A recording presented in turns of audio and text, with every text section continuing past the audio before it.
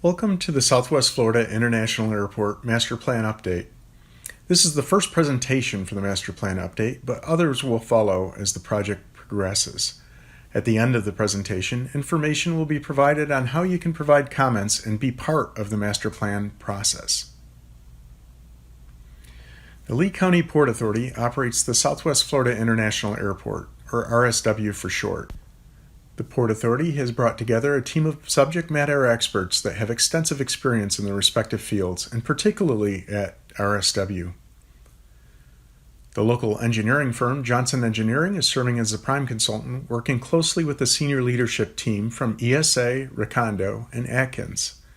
The senior leadership team has more than 100 years of combined airport master planning experience at more than 50 airports throughout the United States.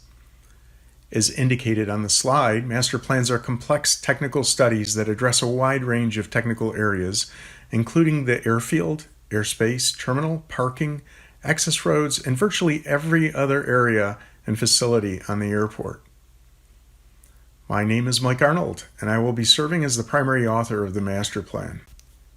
My responsibility is to ensure that the master plan is written in a single voice that cohesively integrates the detailed information developed during the course of the study. I will be joined today by Darren Larson of Atkins, who will present information on the terminal gate planning efforts being conducted as part of the master plan update. While the Port Authority conducts detailed facility planning on an ongoing basis, a master plan is comprehensive in nature and provides the opportunity to take a holistic look at the long-term vision for the airport, in this case a 20-year planning horizon.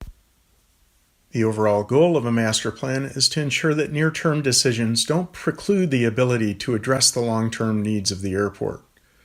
The final document will be a user-friendly document that will be in a narrative format with extensive graphics to illustrate the different concepts that will be discussed.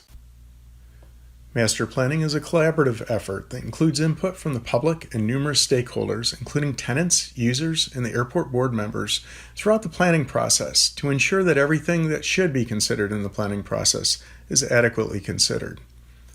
Many of the airport's projects are funded either through FAA or FDOT grants.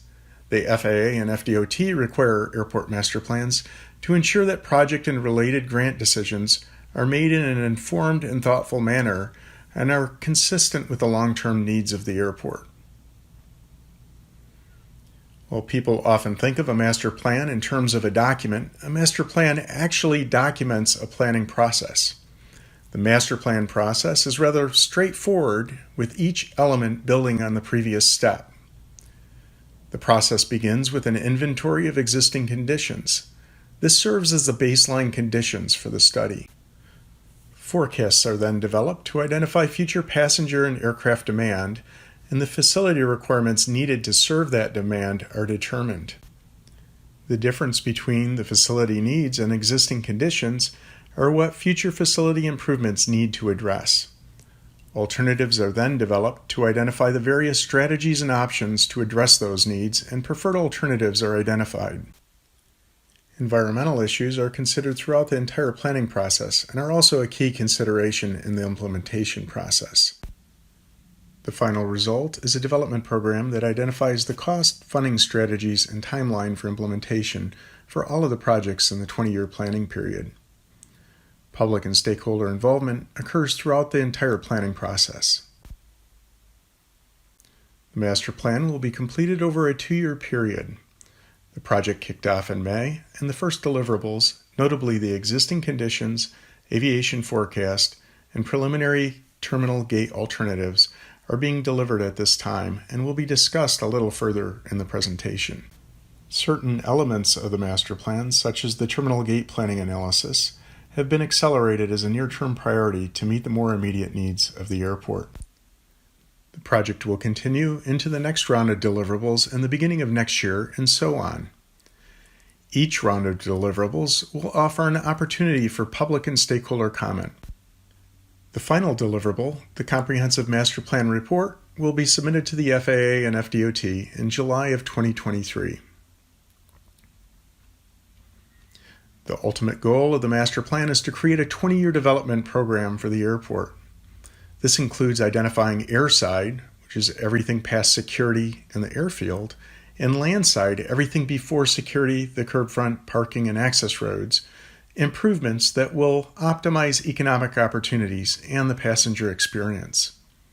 The master plan will also establish an implementation schedule for these improvements in the short, intermediate, and long term based on the projected activity levels. As the development needs are defined, leveraging future opportunities for grant funding will be a key consideration in further refining the implementation timeline.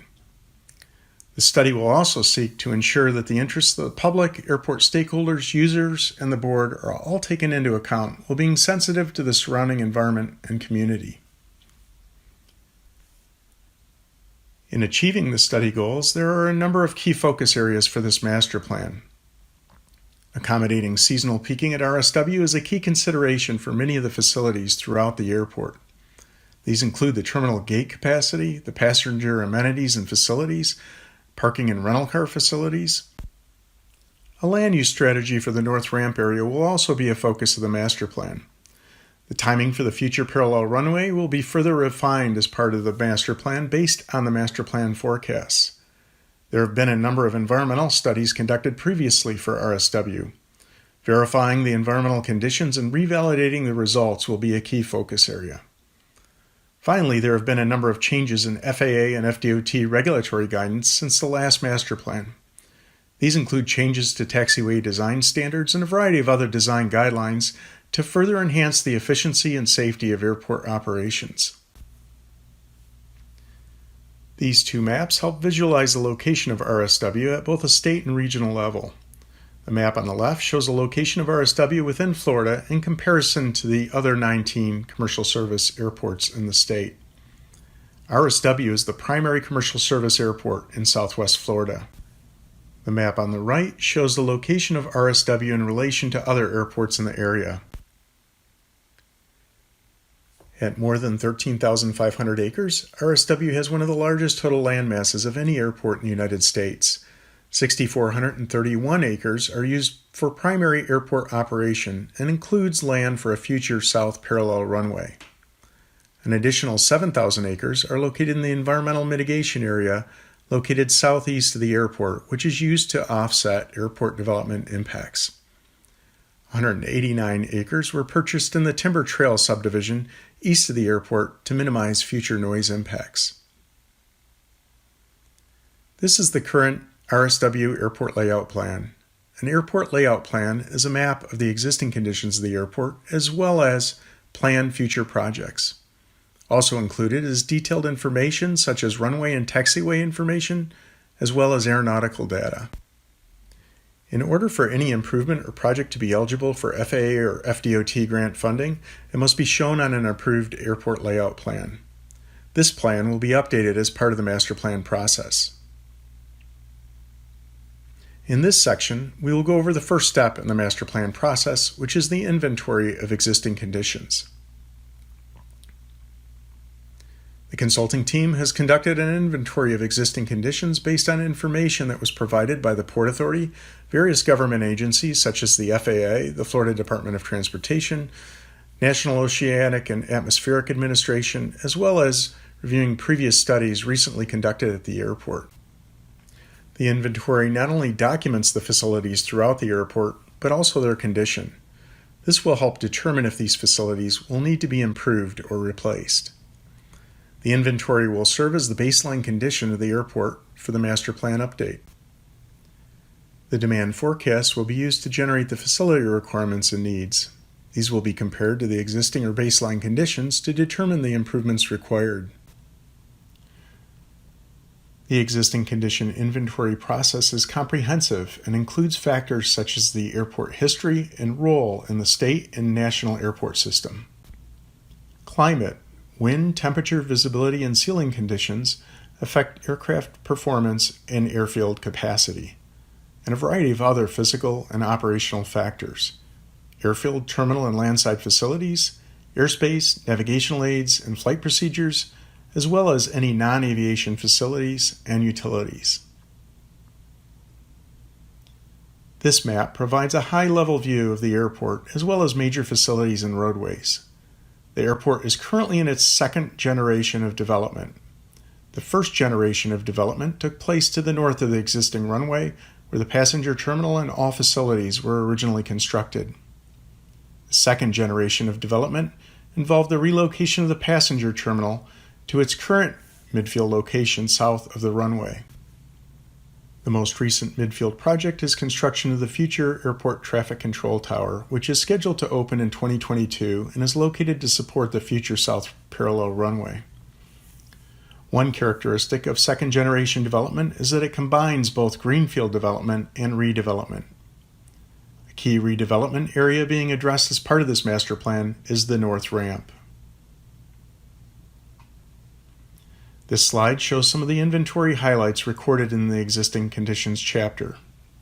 The runway is 12,000 feet long by 150 feet wide, and most taxiways can accommodate most wide-body aircraft. Based on recent inspections, some portions of the airfield will need pavement improvements in the upcoming years.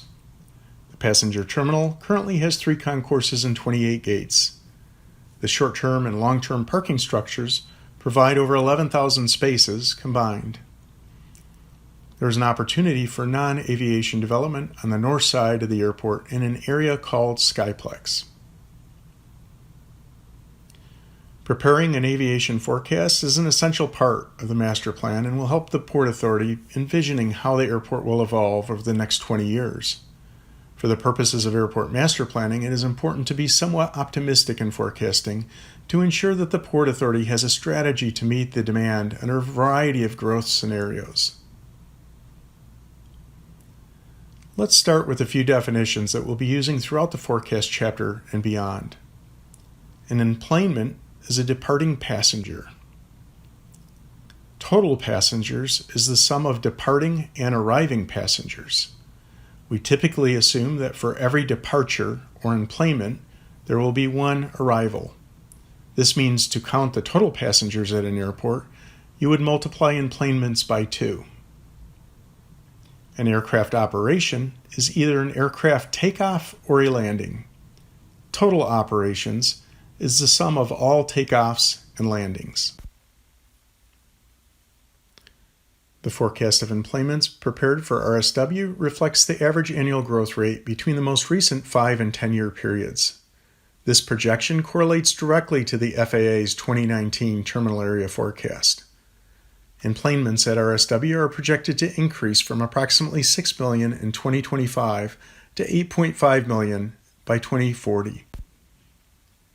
Airline aircraft operations are projected to increase by just over 40%, from just over 86,000 in 2025 to almost 122,000 by 2040.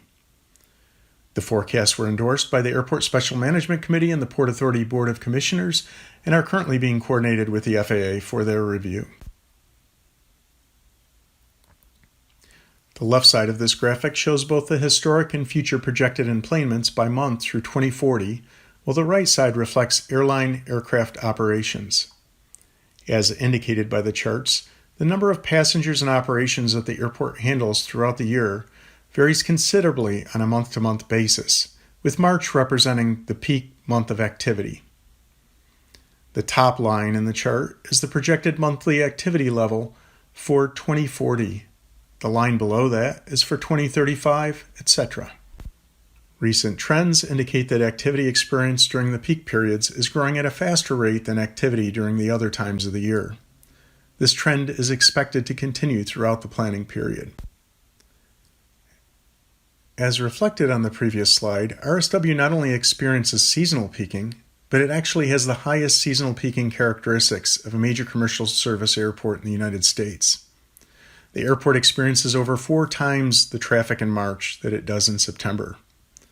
This means that airport facilities can be highly constrained in March, but underutilized in September.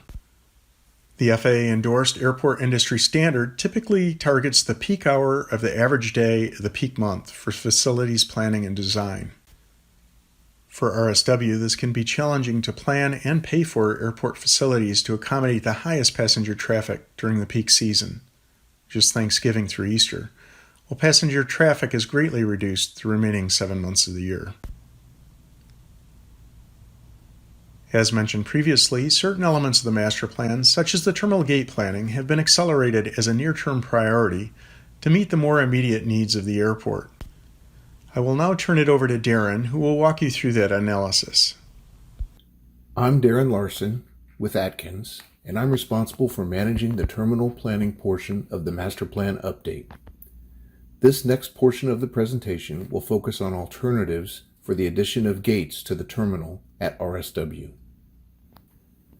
There are 3 primary steps in determining the number of additional gates needed for the terminal. The first step is to determine approximately when the new gates will be available for service. We've established a tentative timeline including typical durations for planning, design, bidding, permitting, and construction that result in an estimate that new gates will be ready by the middle of 2027. Step 2 is to project the number of years after the new gates are completed that the added capacity will be sufficient until more additional gates will be needed. Industry standard is to target 5 to 10 years after opening day, and we have established a recommended design year of 2035, which will mean that there will be approximately 8 years before additional new gates will be required. The third step is determining which day in a typical year that should be used to calculate the operational activity that will establish the required number of gates. This is referred to as the design day. Industry standard is to utilize the peak hour of the average day in the peak month for these calculations, and in the case of RSW, the peak month is March. So we will use the average day in March for the year 2035 to determine the peak hour gate requirements. This means for half the days in March of our target design year, the aircraft operational demand will be higher than the number of gates available. But for the remaining 350 days in that year, and for the time period prior to that, the number of gates will be sufficient. Now that the design day has been determined, we use the information from the aviation forecast to establish a design day flight schedule for the average day in March of 2035. This schedule then provides the number of aircraft on the ground at any given time during the day, and we use this information to assign these aircraft to available existing gates. Once the available existing gates are full, the remaining aircraft without a gate assignment determines the number of additional gates required. There are a variety of factors that go into establishing the number of new gates required, including the assumed number of operations assigned to a particular gate and whether the gate is preferential use for a specific airline or common use. Based on all this information, we have determined that approximately 12 additional gates are needed to satisfy the aircraft operational demands for the average day in March of 2035. The team is still refining this analysis based on several additional factors, such as financial and funding plans, projection of future aircraft sizes based on changes in the aircraft used by airlines, and layouts of the expansion alternatives that will provide these additional gates. Based on this refinement, the actual number of recommended gates could increase or decrease from the current recommendation for 12. The next step in our planning process is to identify the areas around the terminal complex where there is room to add these additional gates. The primary constraint for these additions is the existing and future taxiways and taxi lanes that provide for the safe and efficient movement of aircraft around the terminal and the associated required clearances. The exhibit on this slide shows these constraints and the resulting areas available for expansion of the terminal and addition of aircraft gates. Based on these constraints, we have developed a series of alternatives showing where gates can be added to the terminal. These alternatives are not being presented in a particular order, but we are starting with the alternative to add gates to the end of the existing Concourse B. I will take some time to explain the colors and legends shown on this slide, which will remain consistent as we present the rest of the alternatives. The green box shows the proposed expansion to the Concourse building.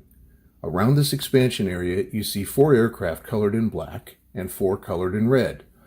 The black aircraft represent existing aircraft gates that will require relocation during construction. This is an important consideration because that means for a period of time during the construction process, these gates will not be available for service. This represents a challenge because the intent of the project is to create additional gates for the airport, and losing the availability of these gates during construction means the airport will have less available gates during construction than we have today. The red gates represent the 4 additional gates that would result from the construction of this alternative. The area in orange represents expansion needed to the terminal building to accommodate additional areas for ticketing, baggage handling, and baggage claim. Areas in lavender represent additional pavement areas required for the alternative, and the light blue areas proposed for future expansion of taxiway pavement. The bullets on the slide represent some of the key features as well as the pros and cons associated with this alternative. Our next alternative shows the addition of gates at the end of Concourse C. You will notice that this alternative provides a total of 6 additional gates, but requires the relocation of 5 existing gates, 3 of which will be unavailable for a portion of time during construction. The area required for additional ticketing and baggage handling and baggage claims shown here in orange on the lower left of the image results in the need to relocate existing gate D2, which is shown as the black aircraft on the end of Concourse D. A similar expansion to Concourse D creates 4 additional gates and requires the relocation of 3 gates, one of which represents the relocation of gate D2 due to the expanded area for ticketing and baggage. One thing you will notice is that each of the 3 alternatives presented so far by themselves does not meet the required number of 12 gates. By combining an addition to all 3 existing concourses, we can provide the required number of 12 gates with the ability to add as many as 14 gates. However, this combined alternative magnifies the disadvantages of the individual alternatives, such as the operational impacts to both the terminal apron operations as well as the terminal building, the loss of gates during construction, and the overall higher cost of construction. The phasing requirements of this alternative would require the longest period of time to complete the overall construction project. The existing layout plan for the terminal complex at RSW includes space for 2 additional new concourses, and one of these is Concourse A, shown here in this alternative. Concourse A can easily accommodate the required 12 additional gates and the associated expansion for ticketing and baggage, again shown here in orange. In addition, this area in orange will accommodate a supplemental security checkpoint, and the concourse will also have post-security connectivity to the rest of the terminal concourses, so passengers can also use the new consolidated checkpoint that is under construction to access Concourse A. One aspect of this alternative is the potential to impact existing International Gate B1. The key benefit to constructing a new concourse alternative to create the additional 12 gates is that the project can be constructed almost entirely without impacting the operations in and around the existing terminal, and won't result in the loss of existing gates during construction.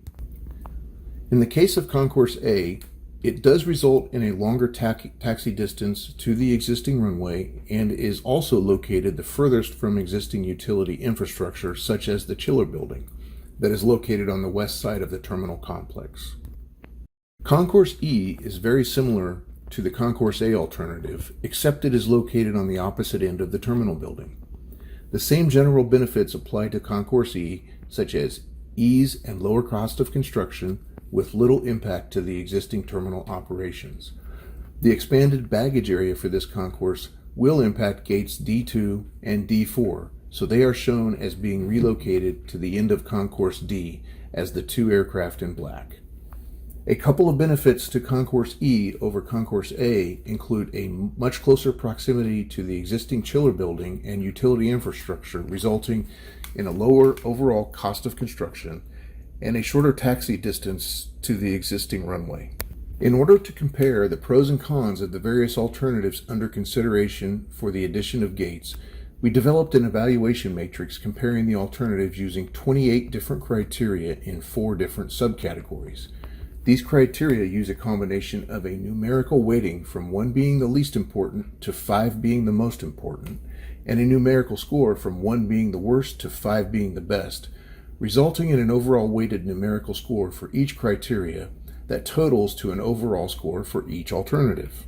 As an example, in the criteria of passenger level of service not being impacted by construction, we have assigned a weighting of 4 and scores ranging from 1 in the combined B plus C plus D alternative to 5 for the Concourse E alternative, resulting in a weighted score of 4 and 20 respectively. Similarly, in the criteria of loss of gates during construction, which has been assigned a weighting of 3 with scores ranging from 1 for the B plus D plus C alternative to 5 for both the Concourse A and Concourse E alternatives, resulting in weighted scores of 3 and 15 respectively. A summary of the evaluation matrix is shown on this slide. One of the first items to note is that the standalone alternatives for concourses B, C, and D can quickly be eliminated from further consideration because they don't provide the required number of 12 additional gates. The B plus C plus D alternative is a viable alternative, but scores much lower than either Concourse A or Concourse E due to the higher cost, impacts to operations during construction, loss of gates during construction, and the longer overall construction schedule. The Concourse A and E alternatives end up scoring much higher because they don't result in operational impacts during construction, do not impact passengers during construction, and do not result in loss of gates during construction, as well as result in an overall lower cost and faster construction schedule. To summarize, overall, the analysis indicates we should plan for enough additional gates to satisfy the peak hour demand in the average day of March in 2035, which results in approximately 12 additional gates. Both the Concourse A and E alternatives can meet this requirement and score well on the evaluation matrix, but Concourse E is preferred based on shorter taxi distance to the existing runway, proximity to the existing utility infrastructure and chiller building, resulting in lower overall cost, and the alternative doesn't have potential impacts to International Gate B1.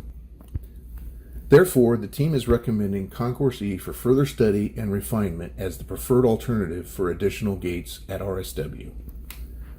And now I will turn it back over to Mike, who will review the next steps in the master plan process. Thanks, Darren. Moving forward into early 2022, we'll be preparing the runway demand capacity analysis, facility requirements, and focusing on near-term needs and priorities, which include the terminal gates and the North Area Plan. The information provided will include further refinement of the recommended gates alternative. There will be additional opportunity at that time for stakeholder and public comment. Thank you for viewing this presentation and your interest in the master planning process. We encourage you to review the draft master plan chapters and provide input and feedback on those materials and anything else that you would like considered during the master plan process. The project website, materials, and link for submitting comments can be found at www.flylcpa.com/masterplan. The first round of comments on the existing conditions chapter and preliminary gate alternatives will begin on October 4th and end on October 21st. There will be an opportunity to further review and comment at key milestones throughout the project. Thank you for joining us.